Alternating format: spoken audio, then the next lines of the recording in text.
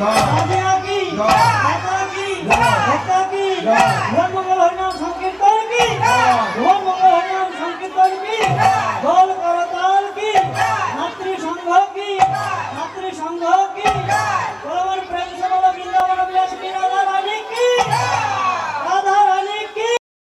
আজ দিনটা হচ্ছে 25শে ডিসেম্বর। তো আমরা তিনজনা চলে গেছিলাম কীর্তনে। তো সেটা হচ্ছে আমার বাপের বাড়ির এলাকাতে, মানে আমার পুরনো পাড়া, যেখানে আমার ছোট থেকে বড় হওয়া সেইখানে। তো মা বললো যে আয়, আমি বাড়িতে চলে এসেছিলাম। তো মা বললো যে আয় চ ঘুরে আসি, যেহেতু আজকে এই লাস্ট দিন, একদিনও যাইনি।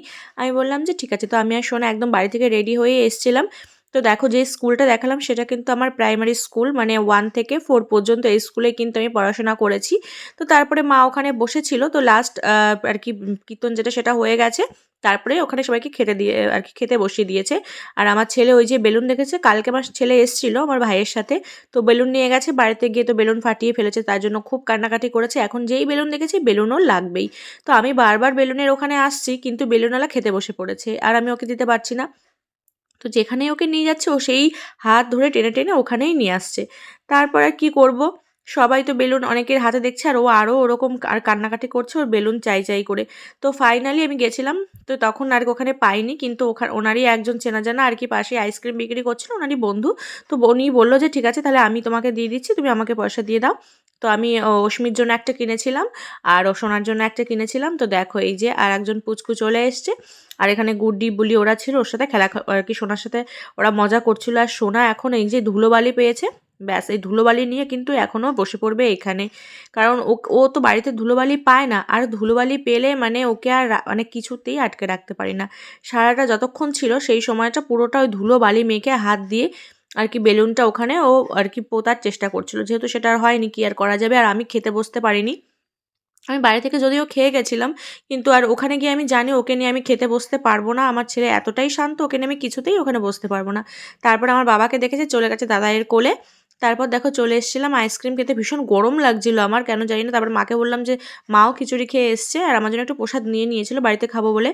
দেখো আমরা দুজনে আইসক্রিম নিয়েছি, আর ও এখন ওইটা খাওয়ার জন্য বায়না করেছিল, ওটা দিয়েছি। ও বলছে যে এটা ফাঁকা কেন, মানে ভেতরে ওর কুলফিটা নেই কেন, সেই জন্য রাগে ওটা ছুঁড়েইও ফেলে দিয়েছে। তো তারপর আর কী করবো, টোটো করে চলে এসছে, আর আমার আইসক্রিমটা আমি খেতে পারিনি, ওই হাতে লেগে পড়ে গেছে। দেখো টোটোর সামনে আমরা বসেছিলাম, আর ও দেখো ওই যে যে কী বলে ওইটাকে, ওই বাজানো হর্নটা বাজানোর চেষ্টা করছিল, আর ওটা পেয়ে একটু আনন্দে ছিল। তারপর তো ভীষণ দুষ্টুমি করছিল। ওকে দোকানে নিয়ে এসেছিলাম, মানে আমার বাড়ির সামনে নেমেছি। তো কী খাবে বলে একটা জেমস নিয়ে এসেছিলাম। তারপর একটু বসে আমি প্রসাদ খেয়ে বাড়ি যাবো। এবার ভাই চলে এসেছিলো, এবার ওকে দোকানে নিয়ে গেছে। এই যে সানটার একটা টুপি নিয়ে এসছে, এদিকেও টুপিটা পরবে না, পুরো বেকার টাকা নষ্ট। তো দেখো মাকে আমি টাটা করে দিচ্ছিলাম। এই যে এটা কিন্তু আমাদের নতুন বাড়ি। তো মা এখানে বসেছিল, আর এখান থেকে রাস্তা দিয়ে উঠলেই অনেক টোটো থাকে, সেই জন্য টোটো আর কি ফোনও করার দরকার পড়ে না, আগে তো ফোন করে নিতাম। তো দেখো মা আমাকে প্রচুরবার আমাকে থাকতে দিচ্ছে, সোনা তো আসবেই না, আমি এক প্রকার জোর করে এসেছি, আমার আর ভালো লাগছিল না, সাইডে পড়ে গেছি, মানে কতক্ষণ আমি বাড়ি যাব। তারপর দেখো টোটোতে উঠে পড়েছি। আর এই দেখো সোনা কিন্তু এদিকে ওর ঘুম ঘুম পেয়ে গেছে, একটু ভিডিও করছিল ঠিকই, তারপর দেখো ও কিন্তু ঘুমিয়ে পড়েছে।